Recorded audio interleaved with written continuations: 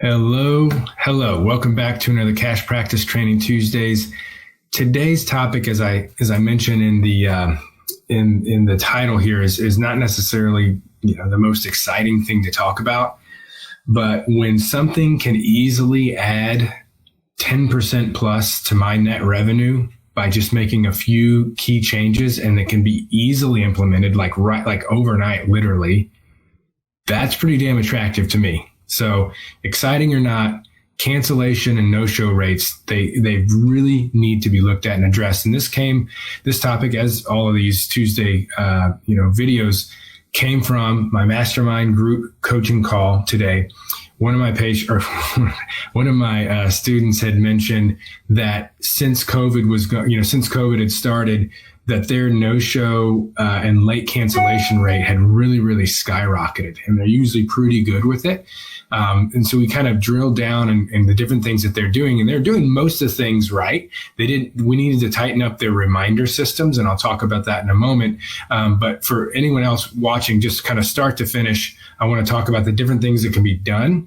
And this also piggybacked on a question about whether or not, from another student in the call, about whether or not we really aggressively enforce our cancellation policy. And depending on who you ask, you're going to get different answers to that. Some are violently against, enforcing a cancellation fee, talking about the bad will or whatever it creates. And then some are like all for me, being really hardcore about it.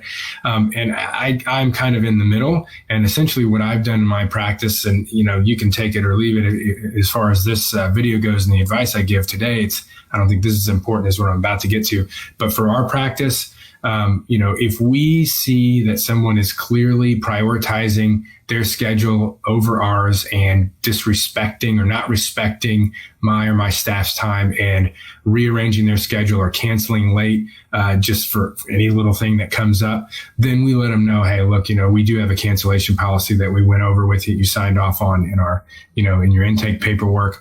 And so, this one's going to be a get out of jail free, but if it happens again where it's an avoidable, cancellation with less than 24 hours of notice, then we are going to have to, implement our cancellation policy and collect our fee for that. And we charge half of our normal hourly rate as our fee. So that's what we do. And you can, follow that if you like to or not. But let's talk about just how to minimize the issue of people canceling late and not showing up or trying to reschedule on a whim or any of those things. And then, the no-show rates, you got a high no-show rate. If you can tweak that by even 5%, it can make a huge, huge difference to your bottom line.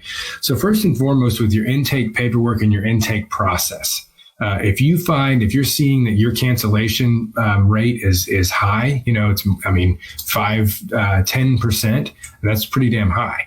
And so you need to look back, and as with many problems, if you look far enough back in the process, you can usually put things in place to preemptively minimize that problem or get rid of it completely.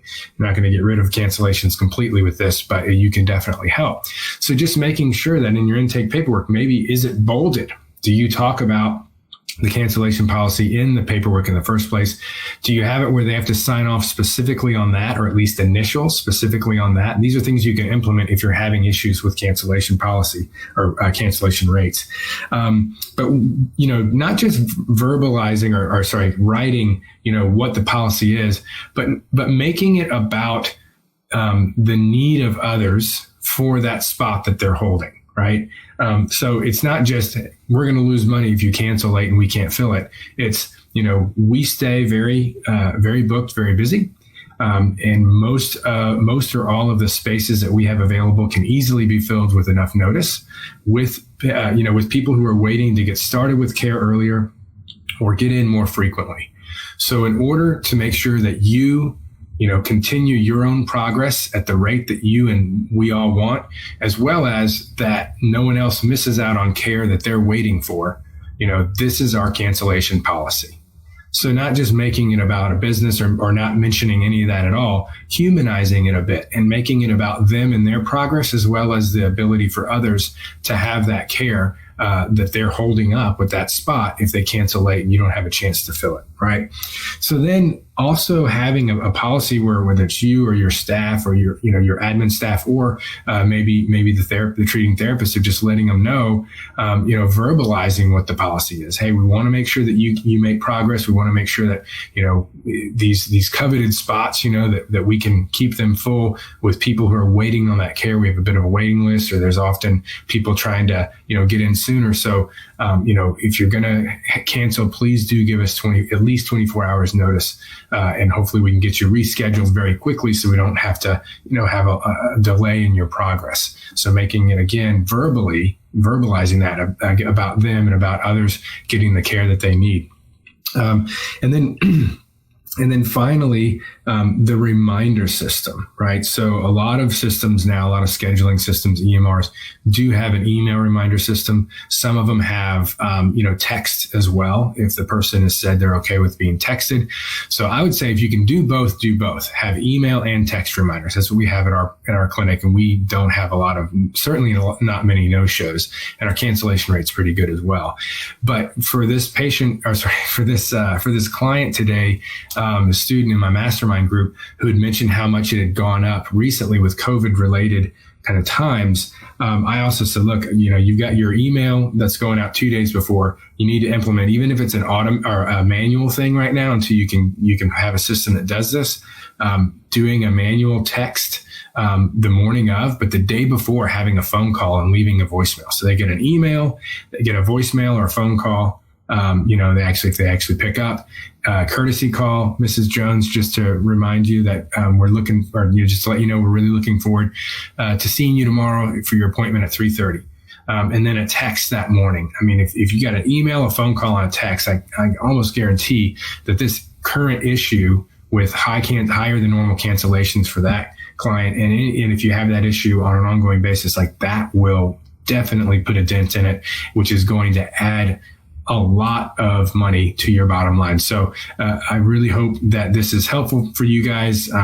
These are the little things that it's not difficult to put these systems in place. And once you do, especially if they can be automated or you can have a staff member, take care of them, it will be absolutely worth it. And you'll be very, very glad that you learned this stuff. So if you are glad you learned this and heard this, please give me a like on this video. And if you have anything else that you do in your practice, for cancellation rates, no-show rates, and that I didn't mention today, please let us know in the comments below. Start a conversation there and help benefit everyone so we can all push forward in these crazy times. Thank you, as always, for tuning in, and we'll see you next Tuesday.